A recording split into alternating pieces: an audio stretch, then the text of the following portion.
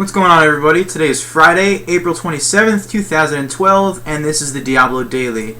And actually, we're at episode number 5 now. We're almost getting to 2 hands here. Yeah, so today's episode is number 5. It's all about runestones, and actually skill runes is what they're called now. But first, I kind of want to talk a little bit about announcements. If you guys remember, Monday was my birthday, so my girlfriend kind of made me this awesome Diablo 3 cake. I'm going to show that off. Check that out. It's like a double layer little thing, black and red. I don't know. I was pumped about that when I saw that. I thought it was pretty sick. But anyway, my website, Sixen.evilgeniuses.net, got a little bit of an update. So I'm just going to show that off. The news section's all good to go. And actually, we did a little interview with me. And I'm just hearing about that for the first time within the last couple minutes. So I'm going to check it out along with you guys. So yeah, and actually this artwork is pretty awesome. That's like my Facebook picture. but yeah, as you guys can see, you can now click on the news section and you can see previous news. Here's the first one, and then this is the interview right here. Yeah, so I just went back. So this is the interview right on the front page. You can just click the read more, and it goes to this full screen version of the interview, which is the entire thing. This is actually really cool. A lot of fun to do. They sent me some questions, I answered them, and they put it in this nice article format. All formatted, all awesome with the text and whatnot. Anyway, yeah, like I said, this was a lot of fun. I think you guys might find it a little bit interesting. But sorry. That should be it for today. For the announcements and whatnot. I'm gonna get into runes and runestones right now. Like I said, I've got a final later today, which is why I'm kind of doing this earlier, and the show itself might be just a little bit shorter than normal because I'm a little bit anxious for my final. I just kind of want to go and get it over with, so just kind of bear with me. But anyway, like I said before, today's episode is runestones, so we're going to be talking all about the runestone system, and I'm probably going to briefly touch on the skill system today.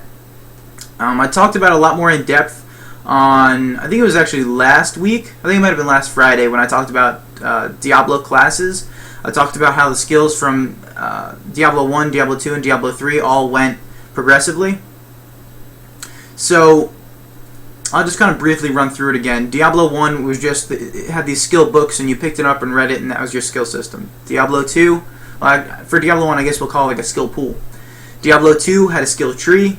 As you leveled up, you were able to pick different tiers. So you got level 1 skill, level 2 skill, and then let's say you hit level 12, you're able to unlock another skill.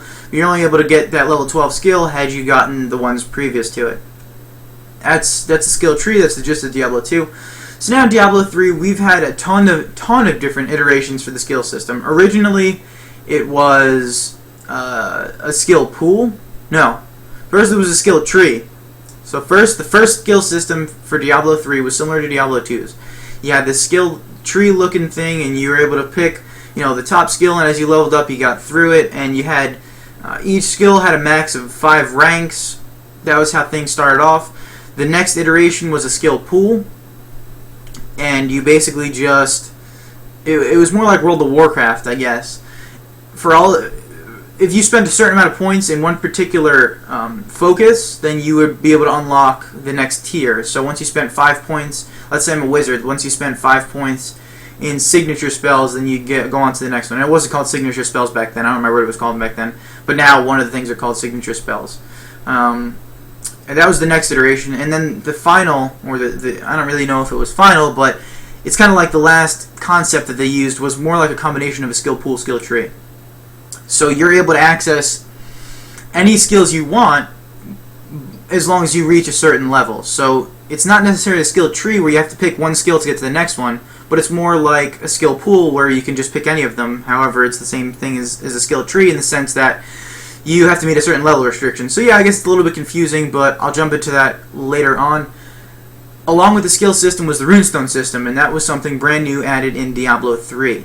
The runestone system began, I think they actually announced it along with the release of the game in 2008. The original, I think it was 5 runes, yes. It was Striking, Multi-Strike, Power, Lethality, which was aka Hydra, and then Viper. So we had 5 different runes, and what do these runes do? Originally, now this runestone system also got a ton of iteration. Originally, you could find these runestones out in the wilderness. So you picked up this runestone, and then you were able to pop it into your skill. So let's say I got a multi-strike rune. Well, perfect example would be Wizard's Twister or Tornado. I think it's called Twister. So you get the Wizard's Twister skill, and you get a multi-strike rune. You pop it in, and now instead of Twister only shooting out one Cyclone or Twister, whatever it is, it splits off into 3.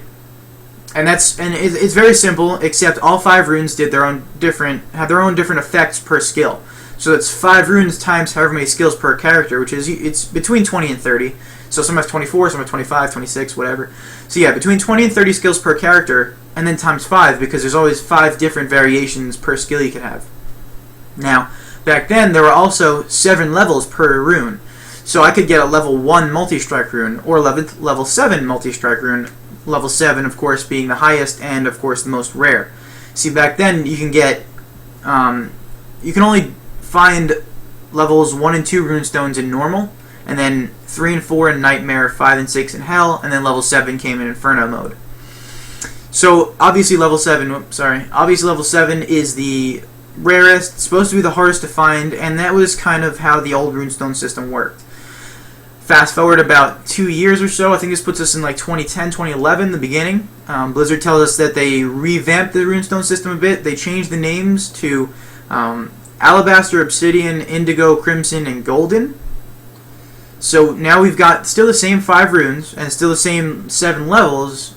Again, this is back at the beginning of 2011. We still have the same 7 levels, just 5 different names. And the reasoning for Blizzard changing these names was simply so that way they didn't have to stick to a specific concept. Back when they were calling them striking and multi-strike and power, lethality, they had to kind of go with this overarching concept. Well, for multi-strike, we have to make our skill do multiple strikes, obviously. So, power, maybe it'll make it stronger. Obviously, things of that nature, giving them different names.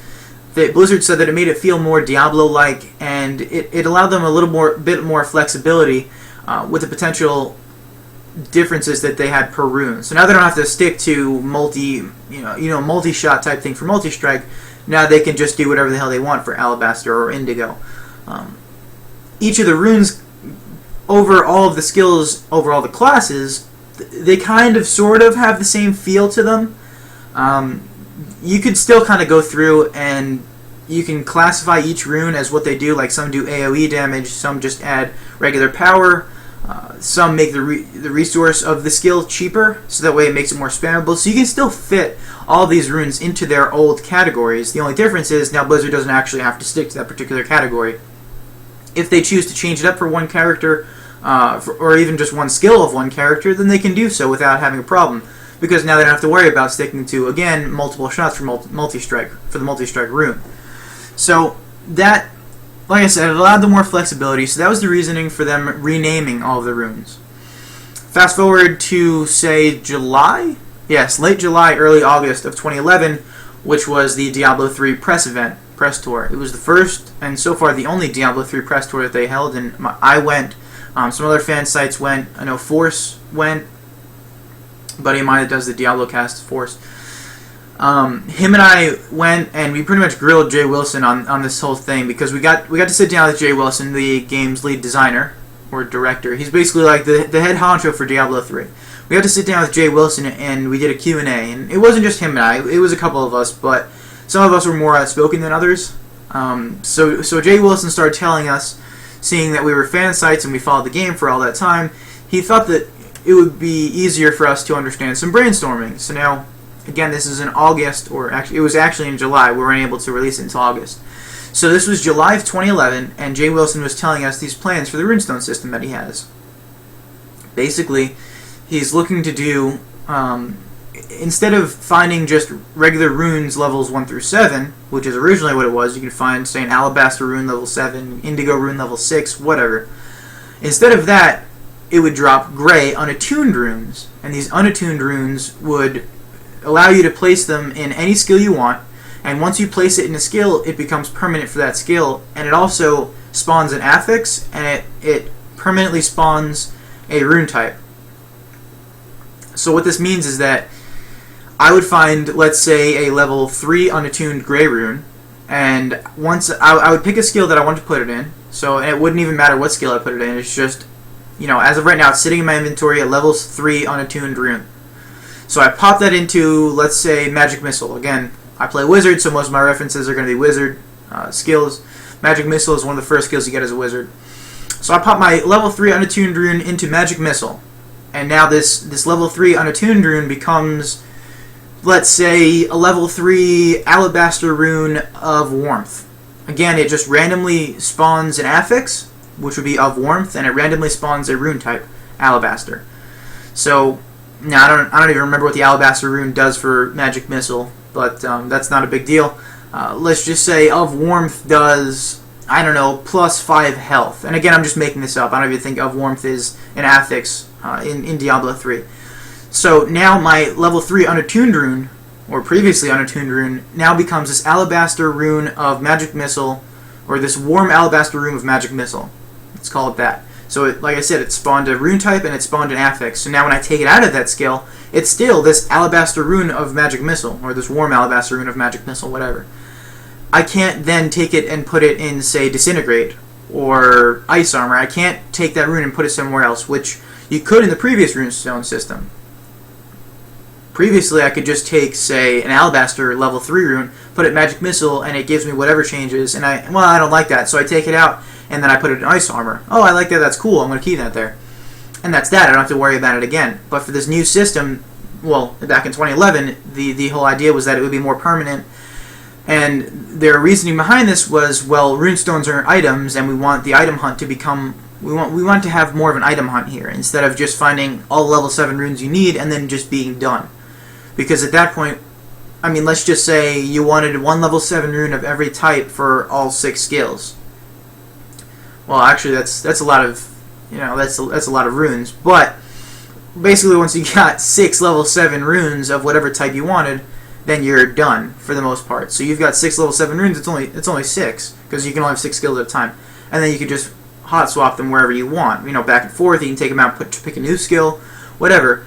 But again, you really only needed 6. For this new system, well, every level 7 rune you find may or may not be the proper rune type you want, or even if it is the right rune type, you might not get a perfect affix.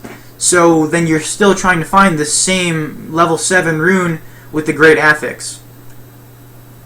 So some of the problems that myself and Force saw with this, and we were actually voicing them to Jay Wilson, was, well, you can't restrict my spells to items, because at that point, let's say I wanted to use whatever the Alabaster effect was on Magic Missile. Well, I couldn't get that until I found a gray unattuned rune that would spawn Alabaster on it so I could use this particular skill. That was my number 1 problem with it.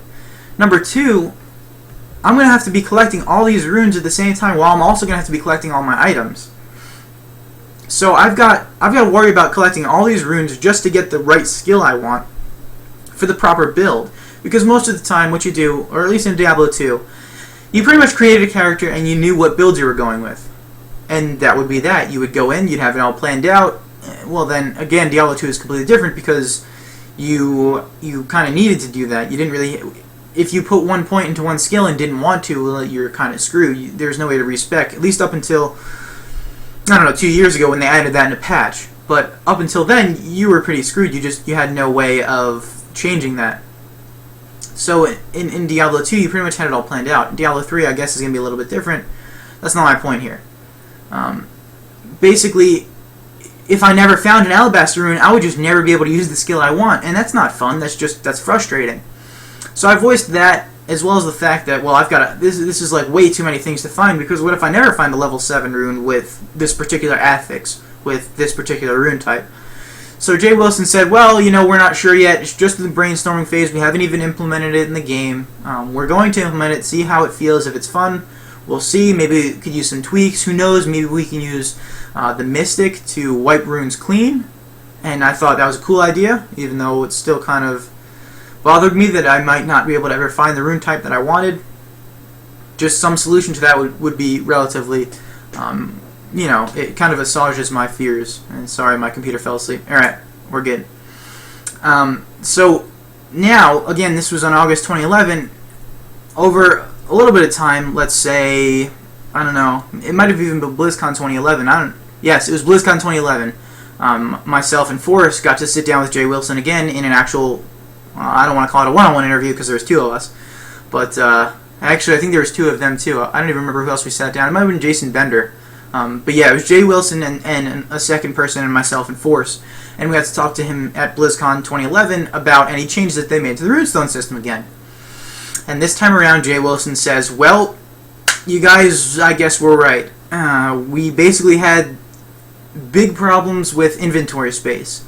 And now, why did they have problems with inventory space? This was because every rune you put in was permanent for that particular skill. So why would you take that rune out and throw it on the floor? What if you want that rune again? So now you've got to keep it in your inventory, in your stash. So over time, again, you've got 5 runes, 7 levels, and then you've got a shared stash for all 5 different classes. Well, that's like 625, I think, is what it is, different potential skills. So that means you can have 625 different runes. And that's just of one level. So let's say you have levels 1 through 4. Well, now you obviously want to get level 7, but you don't have level 7, so you're hanging on to this level 2 rune. So obviously, yes, this gets pretty lengthy, and it was an issue. So Jay Wilson said, like, the number one problem with that particular Runestone system was that there were just too much. It was just too much to pick up. It was too much to loot, too much to hang on to. So again, inventory space issue. He said that they came up with this new cool system and that we'd be surprised when we saw it, but he didn't want to give anything out because he wasn't sure how fun it was. They were just testing it at the time. Okay, Jay, sure, we trust you. Let's see what happens. Fast forward again, and now we're at Beta Patch 13. Beta Patch 13 changed the Runestone system completely. Runestones, now actually called skill runes, are no longer items. Now they are basically just built within the skill system. It's all under the same skill UI. So instead of finding this, oh, and actually levels are gone too, because again they're no longer items. So instead of finding this, say, level 7 Alabaster rune, I don't have to do that. Now I just have to hit, I don't know, level 45, and I get this particular variation of this skill. And I'm going to go ahead and I'm going to show you guys in just a little bit when I'm done kind of briefing about it. I'm going to show you guys one spell per class and what the different runes do, and then we'll jump in game and I'll show off the UI and show how it works and things of that nature. So again, Beta Patch 13, which was not that long ago, made a huge change to the Runestone system. And actually, let me pull up this giant post that he made about that. Sorry. Okay, here we go. Skill in Runestone, yeah, see February 18th, so it wasn't that long ago. We come down here, we have the skill system changes, which is where they change the whole, obviously, skill system and how it functions. Part of me wants to say that they changed it because the changes that they made really makes it very simple to port the game to consoles, and that's kind of what they're looking at doing. I'm not going to say that they actually made these changes specifically for consoles, but I would assume that they made it with consoles in mind. Sorry, I just don't want to scroll away. There's pretty little pictures and stuff. See, actually, here's two good pictures. Here we go. Now, this is actually what the skill system looks in-game, the interface. And I'm going to jump in-game, like I said a little bit ago, that I'm going to jump in-game and show it off. So here is the skill, Fists of Thunder and Tempest Rush. These are just two different skills, and then we've got these other 4 skills, obviously. And passive skills, I spoke about that last week.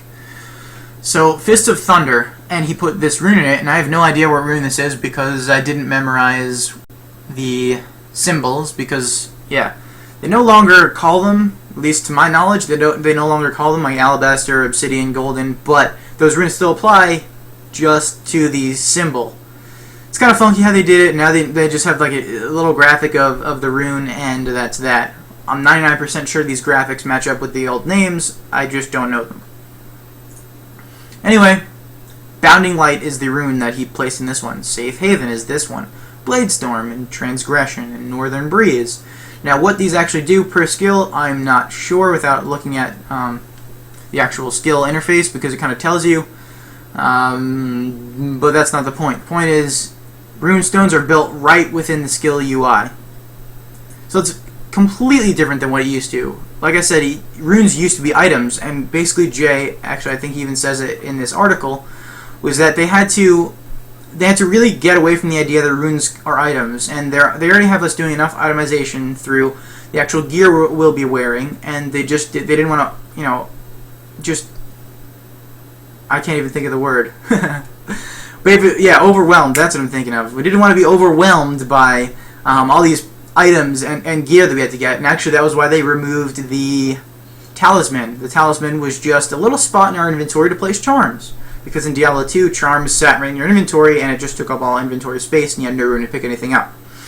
So the talisman was there to place charms in, and they got rid of that because didn't really offer anything new. It was just another item hunt, another type of item hunt, and instead of finding gear you wore, you found gear to place in this talisman, and it gave you just passive buffs.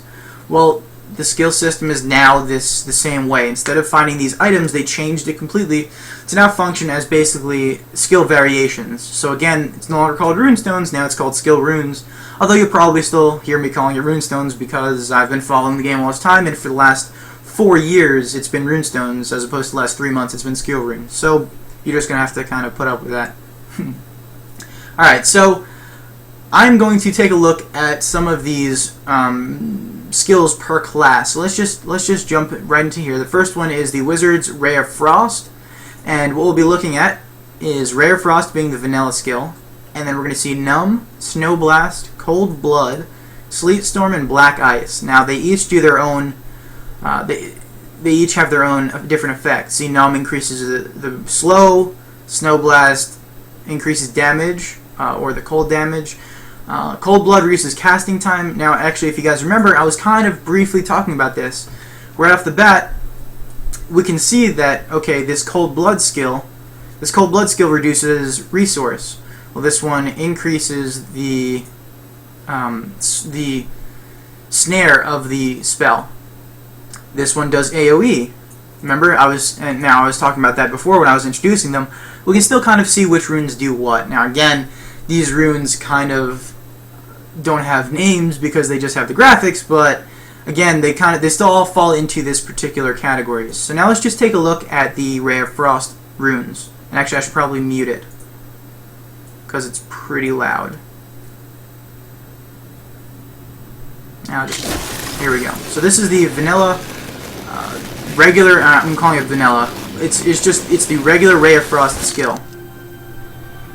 Now we put a crimson rune in it, and it looks like it becomes Numb.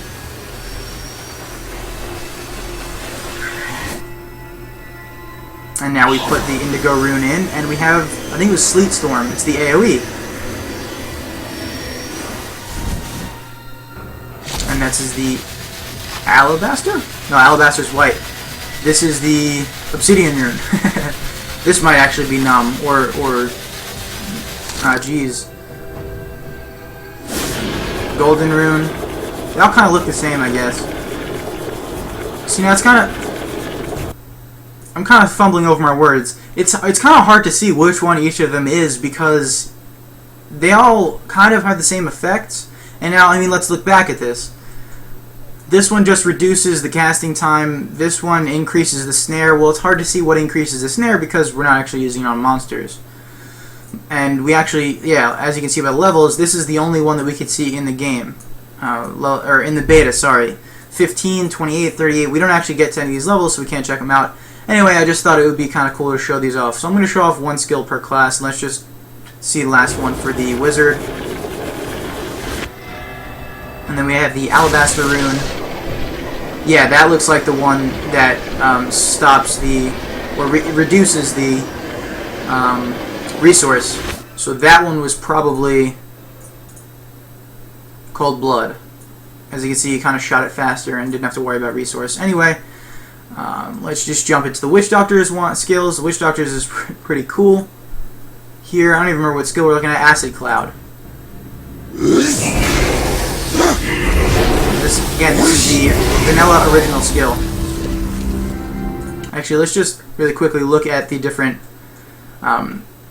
variations we have. So we've got Acid Rain, we've got Lob Blob Bomb. That's kind of a cool name. Lob Blob Bomb. That's hard to say. So try saying that 5 times fast. Anyway, then we have Slow Burn, Kiss of Death, and Corpse Bomb. So let's see if we can point it out again. Now I didn't even look at this beforehand, so I'm kind of winging it. So Acid Rain increases initial AOE. Boom, there we go. There's the AOE. Let's see. Increases duration. Okay, so that's similar to the resource. Instead of reducing the resource, it just increases the time. You know, basically similar concept. Here we have irradiates nearby enemies, doing weapon damage as poison. Okay, so again, another type of AoE. It's not actually an AoE, but kind of like the residue is an AoE style thing. So yeah, I guess it's kind of AoE style. Spit a cloud of acid. So again, we have another AoE. So I guess this one's kind of a bad example because you can't really see the different variations. But anyway, let's just check this out. Yeah, Crimson Rune. This is the one that I was actually just talking about. I think that was Lob Blob Bomb, perhaps. And then the next one we have is the Indigo Rune.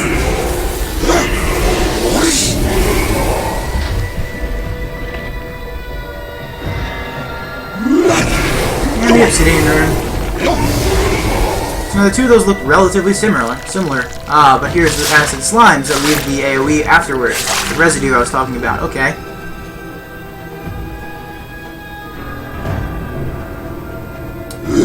Golden Rune.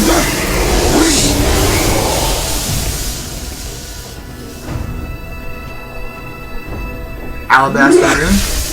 This is that last one that we were looking at, where he kind of spits it out. I think it was acid. What did I say it was? Yeah, Corpse Bomb. No.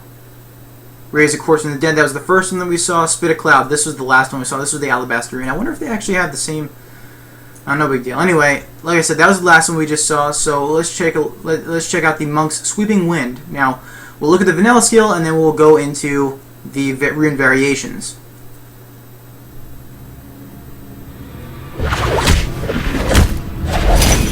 Relatively simple.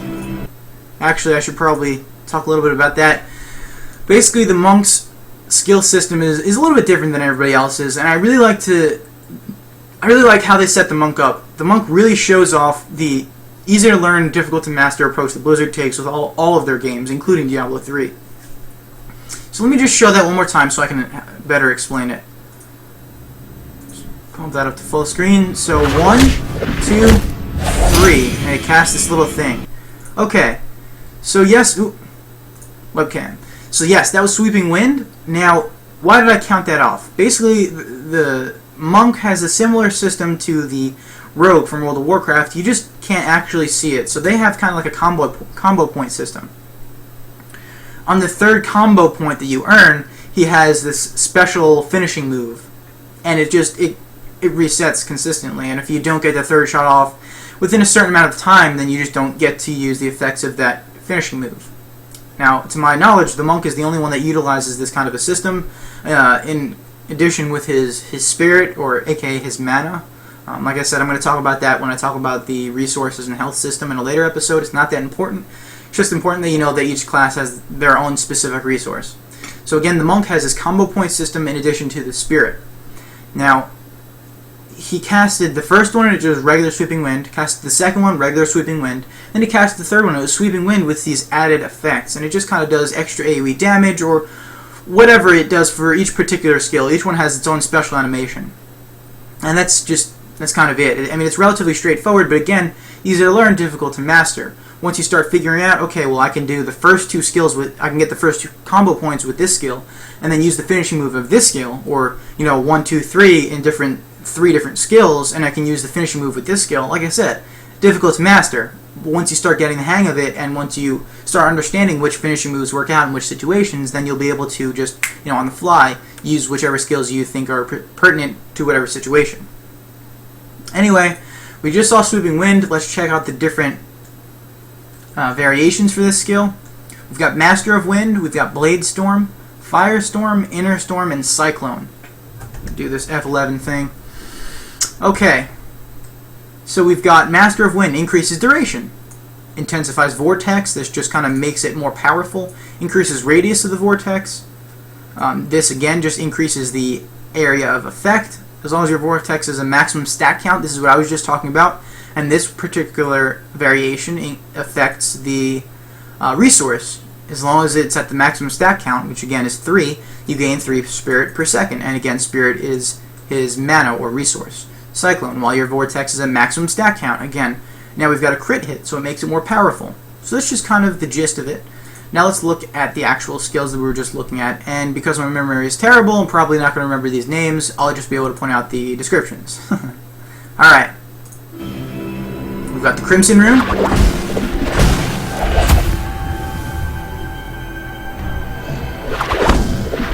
Indigo Rune.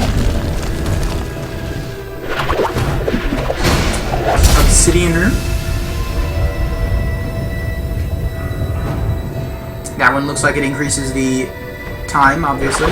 This is the Golden Rune.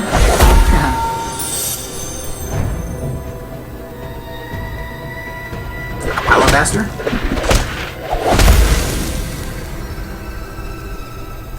And that does it for the Monk. And actually, I kind of wanted to point this out. I saw it really in the Witch Doctor one. You can't really tell much in the Wizard, but the Witch Doctor and the Monk really help show it off. Each of the runes, perfect example is the Golden Rune for each of them. It really shows off that particular rune style. Let me see if I can just fast forward to it. Here we go. Just jump right back in there. Here we have, I'll show off the one before it also. So we've got this Indigo Rune, just the regular normal blue from Sweeping Wind, and now we jump into the the Golden Rune. Now the Golden Rune being gold, completely changes the color and the sound effects of this particular skill, and it does that. It did that for the Witch Doctor, if you can remember. The little faces shooting the acid cloud turned gold, and the acid cloud itself was golden. Just those interesting little effects that Blizzard does. Again, it's that polish that Blizzard's been spending the last 100 years on. No, I'm just kidding, but seriously. I think Blizzard has told us for like the last year and a half they've been working on polish, and I mean, I guess I believe it because, I mean, they've done an awful lot of polish for these skills. The next one we're going to look at is the Demon Hunter. This one's Cluster Arrow. So again, let's look at the vanilla skill, and then we will jump into the skill page and check out the variations.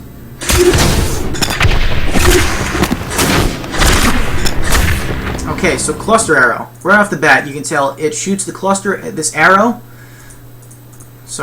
this cluster arrow, it's called Cluster Arrow, and then it drops these grenades. So, let's jump into the skill itself. We've got Dazzling Arrow, Shooting Stars, Maelstrom, Cluster Bombs, and Loaded for Bear. Huh, that's an interesting name, Loaded for Bear. Dazzling Arrow. Enemies hit by grenades have a 55% chance to be stunned, so here we've got that snare-styled rune. Instead of releasing grenades, shoots up to 3 rockets, more powerful. Instead of releasing grenades, the cluster shoots shadow energy. You gain 4% damage. You will gain 4% of the damage done as life. Interesting. Cluster bombs. Launch the cluster through the air, dropping bombs in a straight line. Again, this changes the area of effect. So originally it's an area of effect skill, as you can already see, because you shoot it and it drops these bombs in a small AoE around where it lands. And instead of changing it, well, I mean, it does change the area of effect. So now instead of doing that, it shoots in a straight line and has relatively the same style. So now we've got Loaded for Bear, increases the damage, so it just makes it more powerful. Alrighty, let's check them out. Crimson Rune. This looks like the one that does the damage as life. Indigo Rune.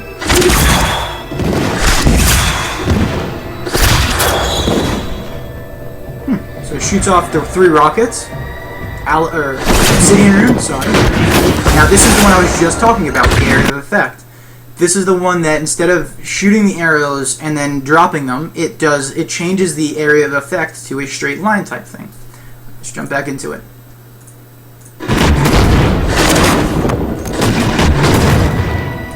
And then of course we have the Golden Rune.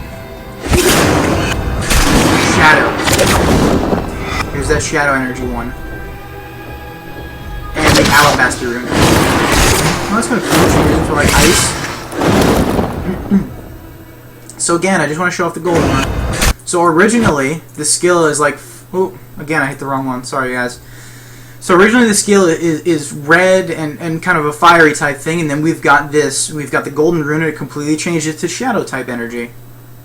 So yeah, I don't think I need to show that again. You guys get the point. Barbarian, this looks like the last skill we've got, so we'll check out Whirlwind, and then we will look at the skills for it.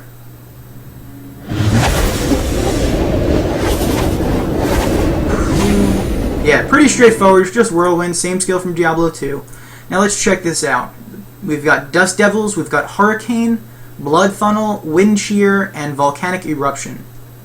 Dust Devils generates harsh tornadoes that inflict, okay, so extra damage. Hurricane allows your movement speed. Interesting. Crit hit gets, increased per life. Gain 1 fury. This is the resource one. Whirlwind turns Whirlwind into a torrent of magma. So again, this looks like it's probably going to be the golden rune. Although I guess I could be wrong. Let's just jump into it and check it out. Crimson rune. Yep, I was wrong. Here's the torrent of magma. Indigo rune. This is the one that's Dust Devils, I believe.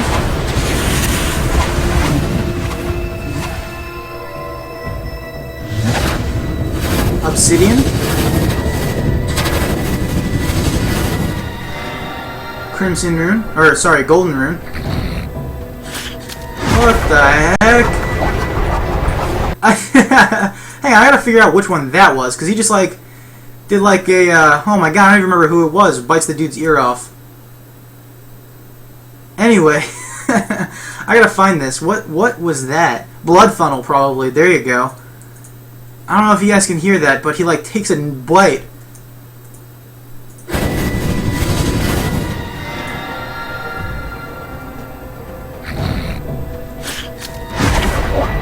Oh my god.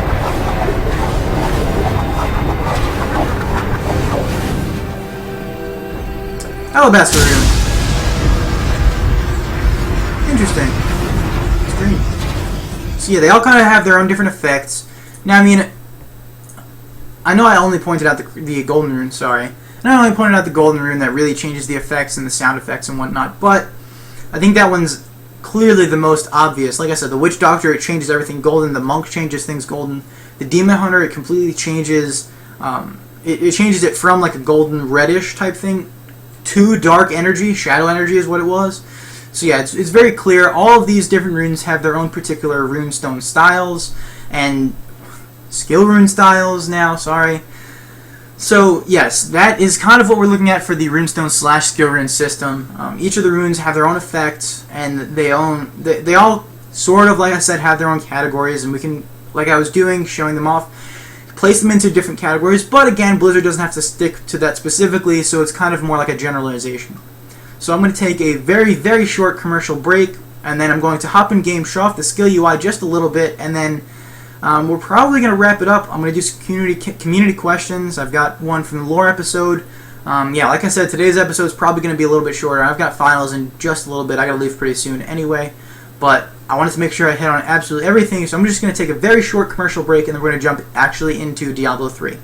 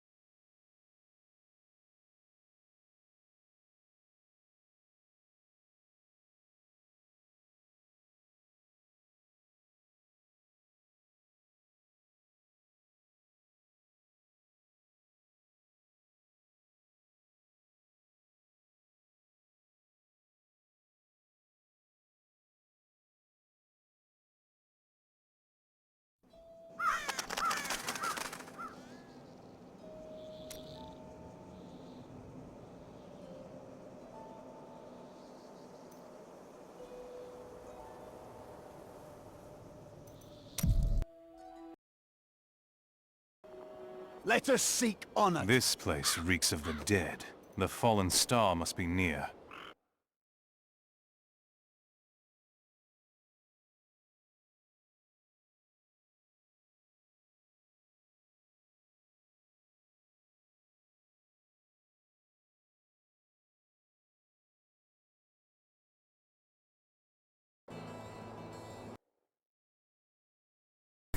Alrighty guys, I am back and I just had to log in, and yes, I do my best not to look at the chat because I end up saying stupid things because I'm sitting here reading the chat while I am also trying to get a point across.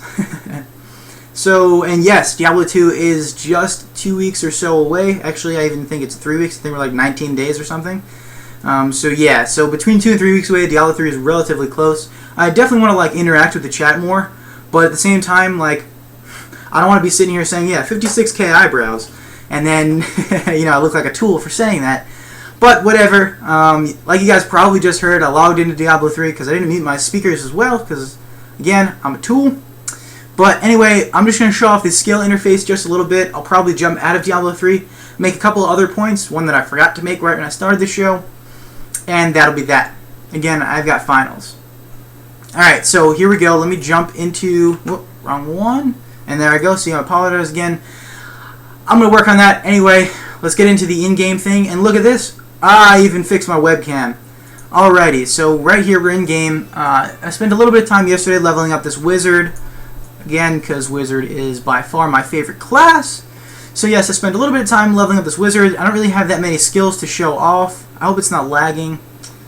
And I guess we'll find out in just a second. It's not bad, I guess. Alrighty. So... here we've got the skill interface. Boom. Passive skills right here. Different passive skills I could potentially unlock. Again, for the beta, it only goes up to level 13, so we can only get here. We gotta keep in mind, you guys can still see me. Alright, so the first one, like I was talking about earlier today, was Magic Missile. So for Magic Missile, just the regular skill. Let me see if I can show that off a little bit. I wonder if I have damage numbers on. Need more time. Yes, I do. 15, 21, 22... 23 and 19. Okay, so about 20 damage or so. So now we throw on Charged Blast. And now what does Charged Blast do? Instead of doing 110 damage, I can't even roll my mouse over it. So instead of doing 110% weapon damage, it increases it and does 143% weapon damage. And actually, as my character levels up, this 143% gradually rises depending on my character level. So let's put this on and let's check it out. Now, it should be a little bit more. If it's not, well, then Diablo sucks. No, I'm just kidding. Alright, yeah, here we go. 29. Sorry. Turn off the sound. We've got this quest because I forgot to start up. So 23, that was a little bit low, but we've got 26. We've got 22. 22, 22, 34. Okay, there you go. 21. Okay, so they're relatively higher. 31, 27. So yes, relatively higher. Now we can, once we get in town, because I forgot to start this off at a different quest. No big deal. We can check out the second one, Shock Pulse, and I also have what is this? Explosive Bolts. So let's check out Shock Bolts.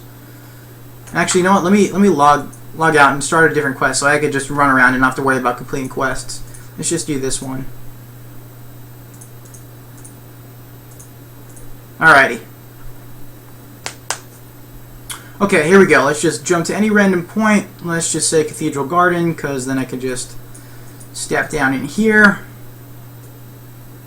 And this was probably a terrible idea, because I had to wait for this door to open. But whatever. So I can just show this off while I wait. So here we go. Here's Shock Pulse. Just does regular damage.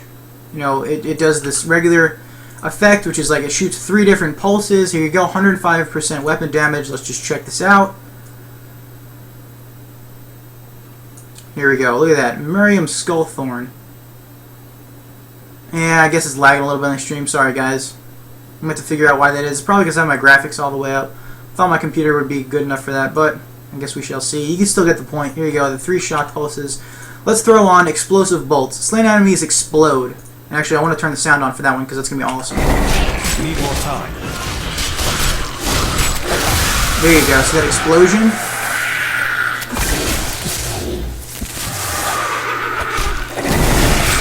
Boom. Alright, see that? See? As you can see, each of the runes does relatively their own thing. Of course, now, I mean, I'm not exactly sure which rune this is, but it's the point that matters. See, this explodes. Cool stuff. Alright, let's look at the next one. I'm going to put Magic Missile back on because that's what I've been using. We've got Ray of Frost, and I'm going to put it on regular. So we've got Ray of Frost. You probably won't be able to see this too much when I put the rune on, but you can kind of get the gist of it. Let me find some bad guys. Here we go. Perfect. It snares them. As you can see snare slow, snare attack, snare slow. Basically, that's what's going on here. So we can throw on Numb. Increases the amount of the target's movement. And actually, before I do that, look at the look at the beam. All right, very thin. So now we can throw this on Numb. Increase the amount of the target's movement slow. So again, it increases the slow by an extra 60%, I believe is what it said. So let's find some guys, and boom, it looks completely different. So yeah, I believe this is what I said before was Numb. And it slows them even more, as you can tell by that skeleton walking ridiculously slow. And I should probably take off my weapon, that way I don't do too much damage and just insta-kill them, but no big deal. So anyway, we've got Numb. Changes the effect of the beam, and it changes the effect of the actual functionality of the skill. And I'm sitting here dying. No big deal. We've got Arcane Orb, and I actually don't even have anything to show off with that, because it looks like the first one that we unlock for Arcane Orb is level 11, and I'm only level 10. No big deal. All it does is it looks like it increases damage. Okay, so what? Let's get into something more cool. Diamond Skin, and I guess I don't have anything more cool to show off in that regard. Yeah, so it looks like I'm pretty much maxed out on whatever skills I can show off. Now, I did want to make this a point because not very many people know about it, and actually when the game does come out, people are going to be like, herp derp, I didn't even know this existed. So as you can see here, we've got primary, secondary, defensive, force. Now these, I believe, the 4 of them are the same across all classes, and then we have these 2 class-specific ones, Conjuration and Mastery. Actually, I want to say that maybe it's these 3 are the same across all classes, and these 3 are class-specific. My point here is, see, I can only use one of these 4 skills. I can only use Magic Missile, Shock Pulse, Spectral Blade, Electrocute, or whatever else that I unlock as time moves on. See, in this one, Frost, Nova, Diamond Skin, Slow Time, and then we've got these particular ones. These are more AoE. And then Conjure, I can't even look at these because we can't even get this high in the beta, so it's going to have to stick to these 4. So as you can see, whenever I open up a particular skill tab, or category, it shows me whichever one it correlates to on the skill bar. See? Secondary, defensive, or force is right here. Now, this is how it's going to be by default. We don't have a say in this by default again. We have to stick to these particular categories. This is how Blizzard wants people to play the game until they actually get to understanding what can be used with what. This severely limits the potential builds we can make, obviously, because again, let's say I want to use Magic Missile, Shock Pulse, Spectral Blade, and Electrocute. I want to use all 4 of these. Well, I can't, based on this particular system, because these skills are just set in, what is this, primary? Yeah, this is just set to the primary category, and I can't do anything about that. I mean, I could potentially use them, here, here, and here, all 4, but I can't because it's just set to primary. Now, thankfully, Blizzard did something about that. They're allowing us to choose this thing called elective mode. And in elective mode, we are able to put any skill we want in any different category slot. So let me show this off. The only bad thing is that it's not in a very intuitive spot. We have to get out of the skill system, and we have to go into options. We got to go to gameplay settings, and then we actually have to go to, where is it, elective mode. Here you go. You see, enable full customization of skill selection and placement on the action bar. So, now we open up the skill system, and now if I want, see, now I've got these arrows, I can use whatever I want. And where is it here? I can only use the AoE spells. Well, now I can put, say, Frost Nova if I want to. And here, instead of Frost Nova and Diamond Skin, I can use Arcane Orb. And I can do Shock Pulse. So now I've got a completely 100% different build. And actually, let me just move this so that's true. And I don't have enough spells to do that, but whatever. Now I've got a completely different build. So originally I had Magic Missile, I had Ray of Frost, Diamond Skin, and Wave of Force. Now I've got Magic Missile, Shock Pulse, Arcane Orb, and Frost Nova. I've got a completely different build, one that was previously impossible based on the system I was just using. And now it is possible based on the fact that I've just started using elective mode. So I'm really hoping that Blizzard kind of puts us in a different spot, but I guess I don't know. I'm not really expecting them to. I think somebody just made a post about this on the official Blizzard forums, and Bashiok, the main Diablo 3 community manager. Of course, now they're all going to begin posting once the game goes live. Although Bashiok's been the D3 guy for years now. Bashiok made a post saying, "Well, we want people to play in this regular non-elective mode, just so they can get the hang of things, so they can understand. And then once they understand how each of the skills is supposed to function, then they will realize, oh hey, there's this other option in the gameplay options menu called elective mode that I can use whatever skills I want in whatever particular categories, because again, it breaks the categories and lets me put whatever wherever." So that's kind of the gist of the Runestone system. Let me get out of this game. Okay, now I wanted to make another point. Some problems that I've heard a lot of people talking about over the last, I don't even know how many years, was that Diablo 3 is going to suck, there's not going to be enough customization, we can't place our stat points manually, it's all automatic, we don't get charms anymore. Charms actually didn't get added until Lore of Destruction, the Diablo 2 expansion anyway. So anyway, we don't have charms. They just took out the Mystic, who was supposed to enhance our items. Basically, the enhancement system was the enchanting system from World of Warcraft. Same exact concept, same style, except you go talk to an NPC instead of doing it yourself. So they took that out. I mean, Blizzard's just restricting us, and it's not going to be everybody's going to be the same exact character towards the end. Ashiok has been preaching that will not be true. There's over, some billion, 100-something billion different potential class builds over all 5 classes, and it's ridiculous to think otherwise. And that doesn't even count itemization. It doesn't even count I don't know, whatever else. Crafting. Well, I guess that kind of falls. Yeah, basically everything falls under itemization. Crafting, socketing. Whatever. There's something. I know that there's something I'm forgetting. Yeah, dyes. There we go. And pretty sure there's a 4th thing I'm forgetting, but whatever. Let's just call it itemization. So we've got some billions amounts of builds, and that's not even counting itemization. Apparently, Bashiok was wrong. Now you're gonna look at me and say, "What? Really? There's less?" No. Bashiok was undercutting that number severely, like by several times over. Here we've got a link from Gosu Gamers. And actually, I'm just going to show the Gosu Gamers one because it originally came from this Reddit article, and the Reddit article kind of has lots of strike-throughs because originally he did the math wrong, came with a little bit of a bigger number, but still the number is tremendous. So let's look at the Gosu Gamers one because it just has everything laid out in nice little tables, as you can see. So here we go. We've got 20 billion different build variations, and again, this is in non-elective mode. 20 billion for the Barbarian, almost 22 billion. For the Demon Hunter, we've got almost 10 billion. For the Monk, 16 for the Witch Doctor, and 34 for the Wizard. Now, when we enter elective mode, this is when it starts getting interesting. 650, almost 3 billion different builds. 717, 308, 520, 1.3 billion. So this is relatively a lot.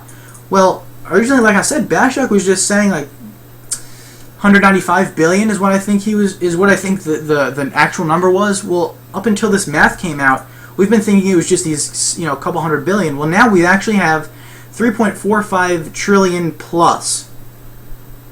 So yes, and it's not even. I don't even think it's this even number. I'm pretty sure that there's just extras. I don't remember. I thought that there were extra numbers laying around here. Now, obviously, people are going to say, well, Sixen, some of those builds aren't viable. They're not even optimal. Well, again, it's all about being viable. So whether or not, like I said, this particular number doesn't include itemization. Somebody, and actually I don't even have the link handy. Let me just really quickly see if it was on the Reddit thread. No, it wasn't on the Reddit thread. No big deal. I don't remember where I saw it. But basically, somebody went out and said, yeah, there's 3.45 billion different builds, but doesn't mean that they're all viable. Somebody came up with, and this was exactly it. It was like Magic Missile, and then it was like Diamond Skinned, Ice Armor. Basically, 4 different armor skills for the Wizard, And again, for the wizard, you can only have one particular armor skill active at a time. So sure, you might be able to argue that's not exactly viable, but who knows? With these different armor skills, and again, I'm just using this particular example just to try and refute it. We've got 4 armor skills, nothing really did damage, not a big deal. Maybe the 1 or 2 other skills were AoE. Who knows? I mean, the 4 armor skills, let's say I want to make myself a magic finding wizard.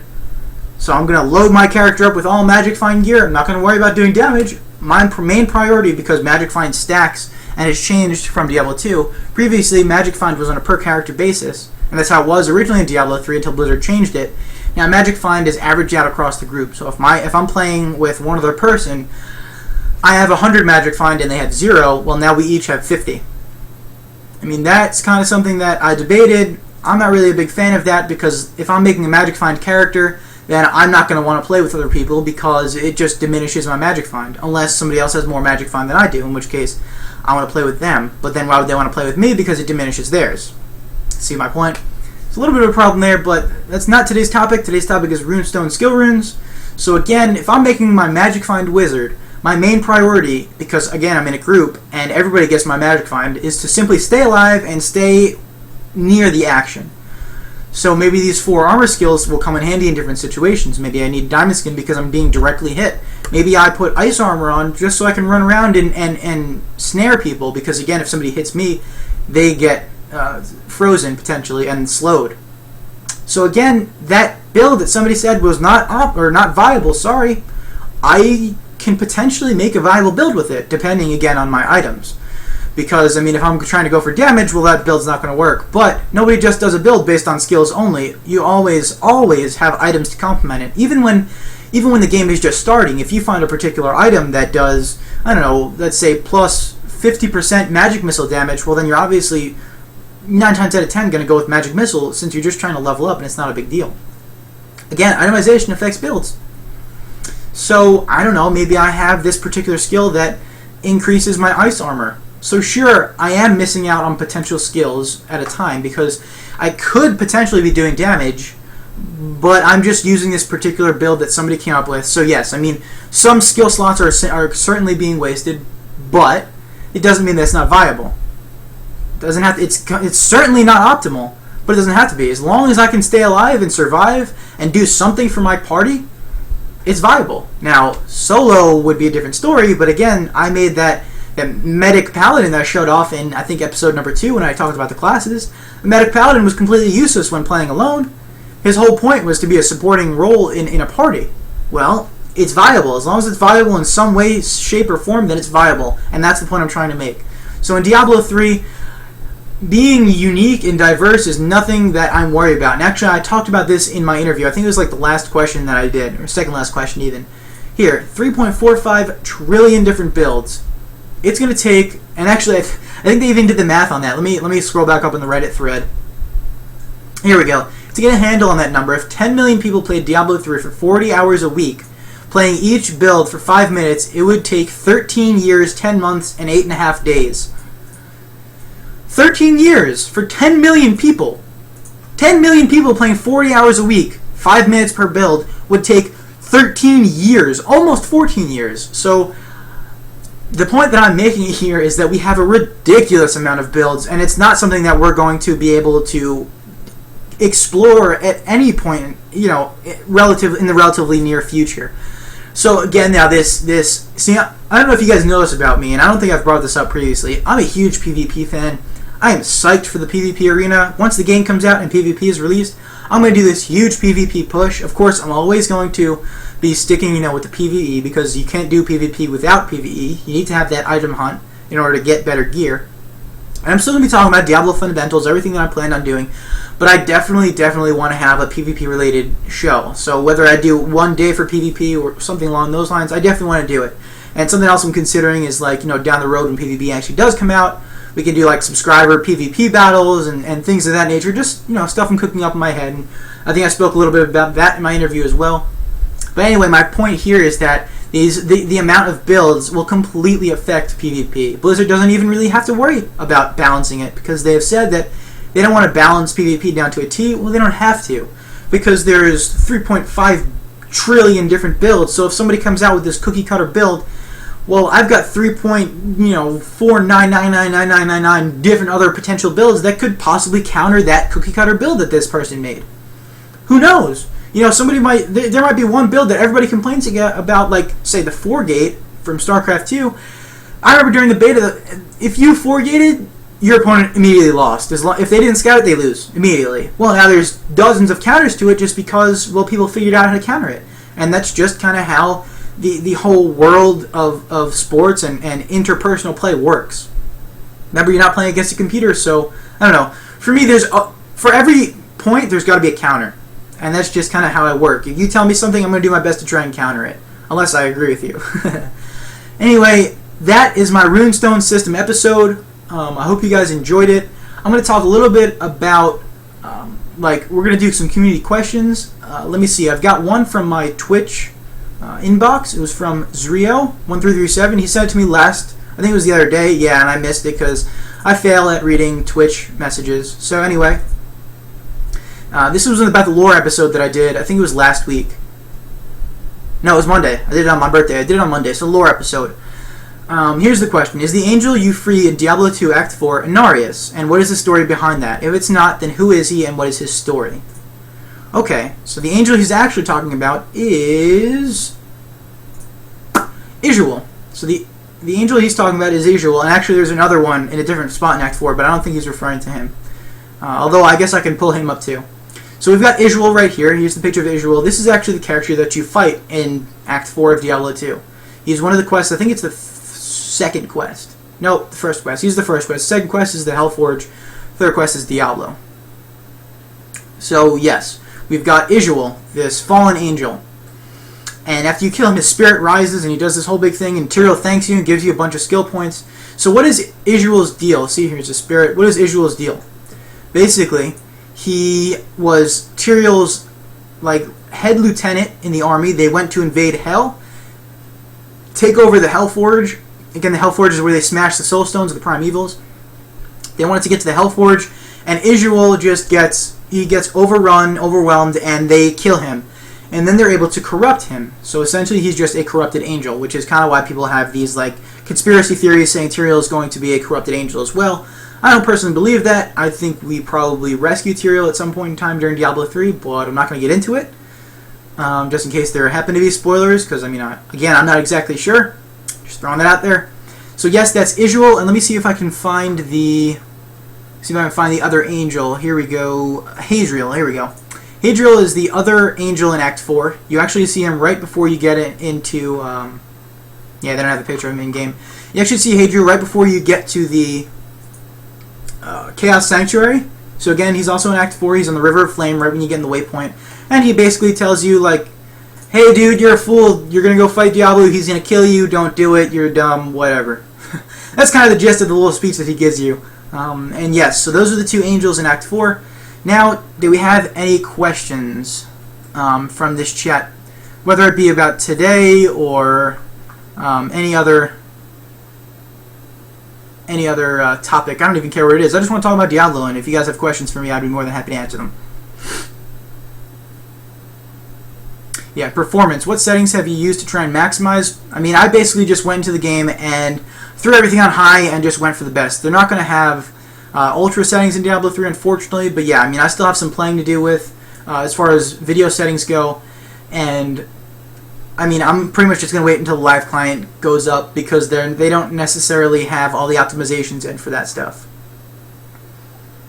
Yeah, I probably should leave to get to my finals, but I still got another half hour, so I have a little bit of time. I figure I'll study just a little bit. Ooh, here's a good one, because again, I like PvP. Do you think one specific class will be up in PvP, overpowered? And part of me thinks yes, but again, there's always going to be a counter.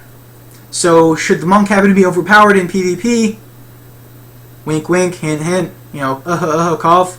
Monk, overpowered PvP. Doesn't mean you should go play the monk just to be overpowered, but do I think there's going to be counters for whatever particular builds he has? Yes. I think people will eventually find out how to counter that. Hey Sixen, you say you're a huge PvP fan. Are you going to play Guild Wars 2? That game is 100% focused on PvP. Well, I don't know. I feel like I'm cheating on Blizzard if I play Guild Wars. No, I'm just kidding. I mean, for me, I'm really looking forward to Diablo 3. I know Guild Wars is coming out, in just a couple days is what I think it is, but I'm just going to wait another week or two and play Diablo 3 nonstop. I'm probably going to get Torchlight 2 at some point in time also, just because it's basically being created by Blizzard North, the company that created the original Diablo 1 and 2, but I'm not going to be playing that anywhere near as much as Diablo 3, and I'm pretty much just going to get that to help kind of relate things between the two, help my analyzation, give me something to compare to. So, yes. Guild Wars, possibly, like I said, I got a bunch of my friends are looking to play that, so maybe, possibly, but probably not. I'm a Diablo guy. That's just my thing. Ooh, yes. Release dates. I should probably go over that. From my understanding, the release dates in Europe are going to be midnight CEST, and I don't know what time that is. I think that's like 8 hours ahead of either East Coast or West Coast, something along those lines. But basically, Europe is going to get a head start. I don't like that. That kind of makes me mad. Europe gets a little bit of a head start, so they're going to have, X amount of hours extra worth of gameplay than I do, which kind of sucks. But what can you do? So Europe, it's going live at midnight CEST, and America, it's going live at midnight PST. Sixen with runes gone from the item hunt. I feel like there is too few items to hunt for. Only weapons, gear, and gems. Do I have a reason to be concerned about this? I don't think so at all. I personally... Basically, Blizzard got rid of charms from the talisman, at least temporarily for now. They're talking about bringing that in the expansion, and then runes. The Runestone system just didn't feel fun as items. It is kind of what the problem was. We didn't get a chance to play in the beta, so we don't actually know. But like I said earlier in the episode, I had my own personal problems that I voiced to Jay Wilson about the new item system that he came up with. Now, if each rune dropped as a particular rune type with an affix, I maybe be a little bit, more okay with that. But again, still, it's a lot to find just to use a skill. If I wanted to, again, use, say, Charged Blast with Magic Missile, it's just a stronger Magic Missile. Well, what if I don't ever find the rune that I need? I'm either going to have to A, go find it in the auction house, or B, pay money for it, which, I don't really want to do. I'm a college kid. I don't have the money. So, I don't really think it's anything to be concerned about. You play the game, you get to Inferno. When you actually get to, farm Inferno, which supposedly should be months away, Blizzard is then going to look at it and say, okay, well, what can we do to add? Can we add items? Can we add more monsters? Can we add new areas or random events? What about unique events, like Pandemonium events from Diablo 2? Blizzard's going to be doing content patches up until the expansion comes out, which will have another new act in the expansion, probably new classes, maybe a new max level. I don't think that's anything to be worried about. And yeah, there's actually 16 tiers of items.